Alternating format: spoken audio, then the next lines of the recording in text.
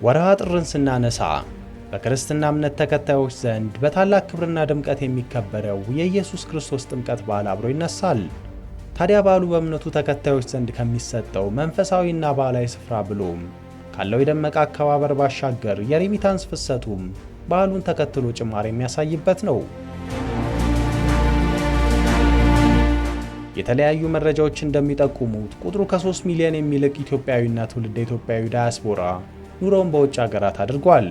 ይህ ከትውልድ ሀገሩ ጋር ጥብቅ ትስስር ያለው ማህበረሰብ ታዲያ እንደ ጥምቀት ባሉት በዓላት ቀላል የማይባል የውጭ ምንዛሬን ወደ ሀገር ቤት በመላክ ወዳጅ ዘመዱን ከመደገፍ ባሻገር ሀገራዊ ምጣኔ ሀብት መነቃቃትን ይፈጥራል።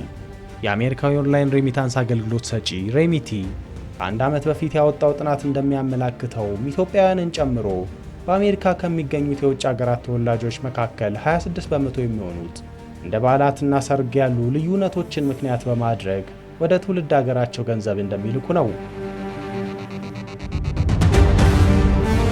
ሬሚታንስ የሚጨምርበት ወቅት ነው። ጥምቀት በዓልም ተቃርቧል። በዓላትን ተከትሎ ቤተሰብን እንኳን አደረሳችሁ ለማለት ሰው ገንዘብ የመላክ ልምድ ስላለው እና በዚህ ሰዓትም የዲያስፖራው ሬሚታንስ እንደሚጨምር እንጠብቃለን።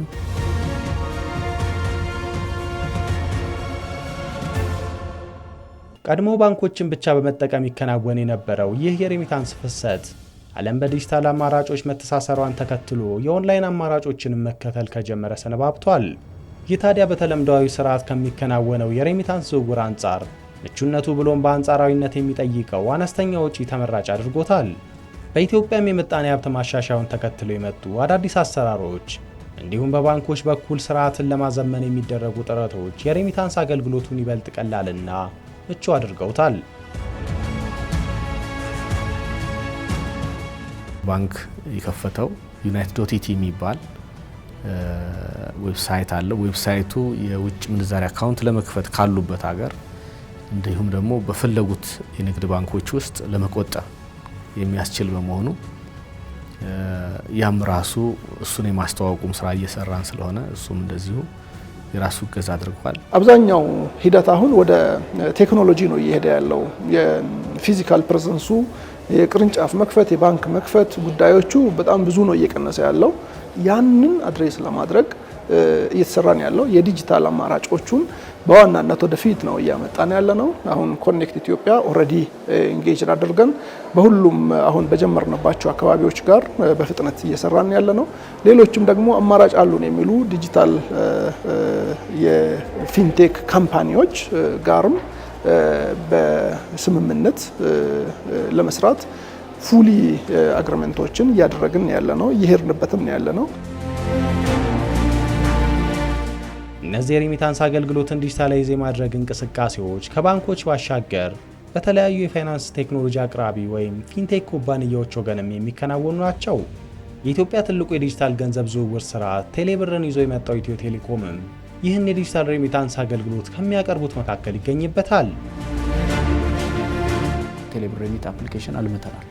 ልክ ቴሌብር ለኢትዮጵያውያን እዚህ ላሉት እንደሚጠቀሙት ቴሌብር ሬሚት ደግሞ ከማስተር ካርድ እና ቪዛ ካርድ ጋር አስተሳስረን በዓለም አቀፍ ደረጃ ቴሌብር ሬሚትን ከፕሌይ ስቶር ከአፕ ስቶር አውርደው ወደ ቴሌብር ስልክ ቁጥር ብቻ አስገብተው በቪዛ ካርዳቸውና ማስተር ካርዳቸው የዕለታዊ ምንዛሬው ላይ 11 በመቶ ቦነስ ጨምረንላቸው ሽልማት ጨምረንላቸው በጣም አትራክቲቭ የሆነ ሐዋላ እንዲልኩ እያደረግን ነው። ይሄ ከህገ ወጡ ወደ ፎርማል እንዲመጡ ማለት ነው። ሌላው ከብዙ ፓርትነሮች ጋር አብረን እየሰራን ነው። ሬሚታንስ የሚልኩ እንደነ ዌስተርን ዩኒየን፣ ቲዊስ፣ ኦን አፍሪክ የተለያዩ የሐዋላ አስተላላፊዎች ጋርም አብረን እየሰራን ያለንበት ሂደት አለ ማለት ነው። ወደ ዋሌት ሄዶ ገንዘባቸውን መላክ የሚችሉበት ወደ ቴሌብር እዛ ሀገር ካለ ለምሳሌ ዱባይ አካባቢ ካለ ዋሌት፣ ሪያድ አካባቢ ካለ ዋሌት እዚህ ሀገር ወዳለው የራሳቸው የቴሌብር ዋሌት ገንዘብ መላክ የሚችሉበት ዲጂታል በሆነ መንገድ ማለት ነው። እሱ ላይ ጥሩ ስራዎችን እየሰሩ ነው።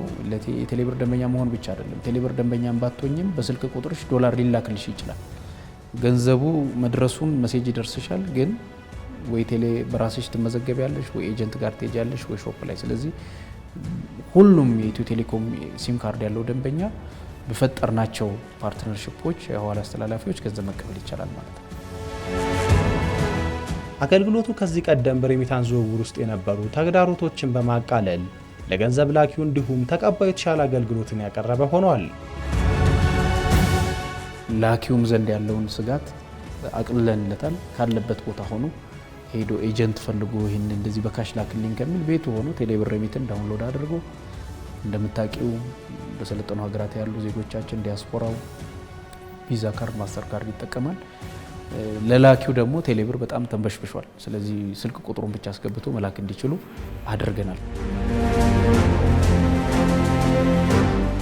የአጠቃላይ ከ4 ሚሊዮን በላይ የአሜሪካን ዶላር ወደ ኢትዮጵያ በቴሌብር እየመጣ ያለበት ሂደት አለ። ስለዚህ የቴሌብር ደንበኞቻችን ሁሉም ባንልም በርካታ የቴሌብር ደንበኞቻችን እየተጠቀሙ ያሉበት ሂደት አለ። ያው እንደ መለኪያ ምን ያህል ዶላር ነው ለማምጣት የምናስበው፣ ይሄ በጣም ትንሽ ነው።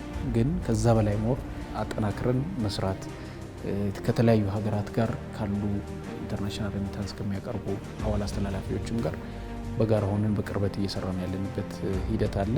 ኤክስቼንጅ ሬቱም ትንሽ የተሻለ እንዲሆን ከማድረግ አንጻር፣ ስጦታዎችን ከመጨመር አንጻር ተቀባዩን ጋር በማድረግ ይሄ የውጭ ምንዛሬው በጥሩ ሁኔታ በጤነኛ መንገድ እንዲመጣ የራሳችንን አስተዋጽኦ እያደረግን እንገኛለን። ይህ የበዓል ወቅት ለወዳጅ ዘመድ ከሚላክ የውጭ ምንዛሬ ባሻገር ኢትዮጵያውያንና ትውልደ ኢትዮጵያውያን ብሎም የተለያዩ ሀገራት ዜጎች ለጉብኝትና ቤተሰብ ጥየቃ የኢትዮጵያ ምድርን የሚረግጡበትም ነው። የመስተንግዶ ኢንዱስትሪው ታዲያ ከዚህ የጎብኚዎች ፍሰት በቀዳሚነት የሚጠቀም ሲሆን በተለይም በሆቴሎች አማካኝነት ገቢ የሚደረገው የውጭ ምንዛሬም በዚህ ወቅት ከፍተኛ ጭማሪን ያሳያል።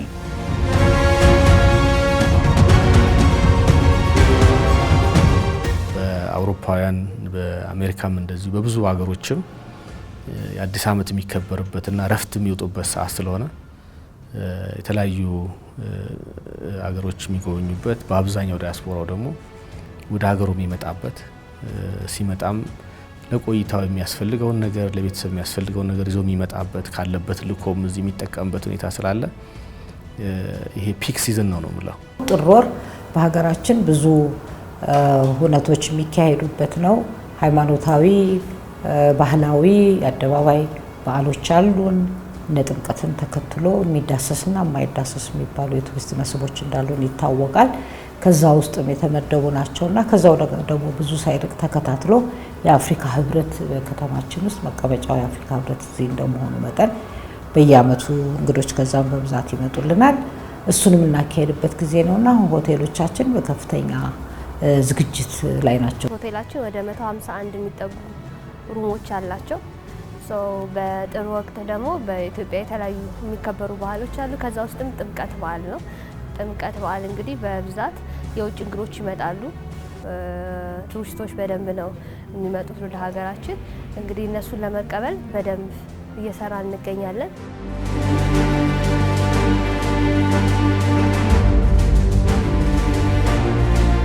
ሆቴሎች የውጭ ምንዛሪ በማስመጣት ከፍተኛ ሚና ነው ያላቸው። እንደሚታወቀው ከውጭ የሚመጣ ሰው በቀጥታ የሚከፍለው በውጭ ገንዘብ ነው። ስለዚህ ቱሪዝም በአጠቃላይ የውጭ ምንዛሪ ማግኛ አንዱ መንገድ ነው ለማንኛውም ኢኮኖሚ። ይበልጥ ደግሞ ለሆቴል ክፍሎች የሚከፈለው በቀጥታ በሱ ስለሆነ ጥሩ አስተዋጽኦ ያደርጋል።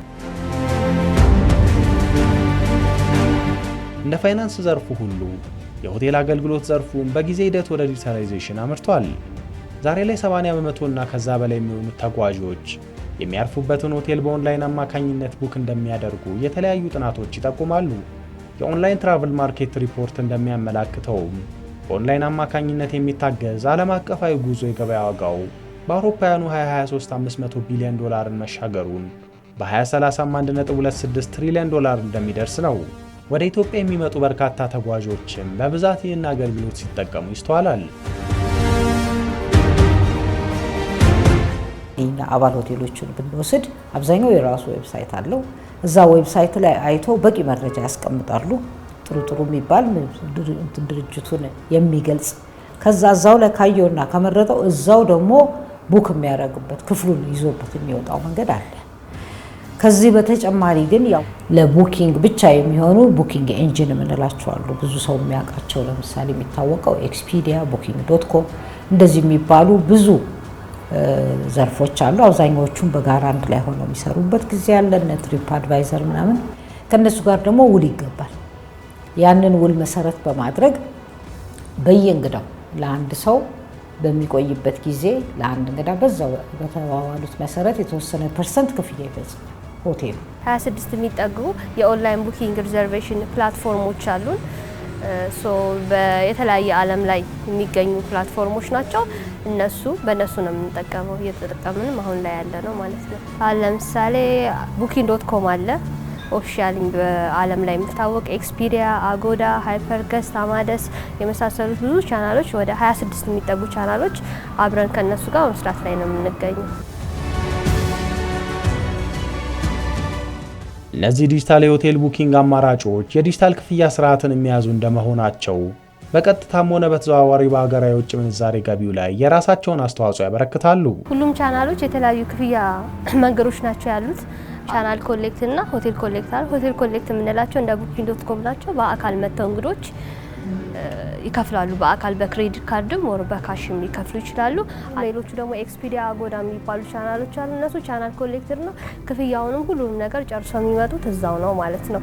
ሪዘርቭ ሲያደርጉ አድቫንስ ፔመንት ነው፣ ፔመንታቸው አድቫንስ ነው። እኛ ጋር ይመጣሉ፣ እንደመጡ ወደ ሩማቸው ወይም አገልግሎቶቹን ያገኛሉ ማለት ነው። ለምሳሌ ኤክስፒዲያ እንደ ምሳሌ ብንወስድ በክሬዲት ካርድ ነው ቡክ ማድረግ የሚቻለው። ያንን ካርድ ሲያስገባ ከወደደውና ይሄንን ክፍል ይሄ ከዚህ ሆቴል ወስጃለሁ ለ3 ቀን ለ5 ቀን ብሎ በሚይዝ ጊዜ እዛው ከፍሎ የሚወጣበትን መንገድ ነው ቀላል አድርገውታል ማለት ነው፣ ለማንኛውም እንግዳ እንደሚሆን።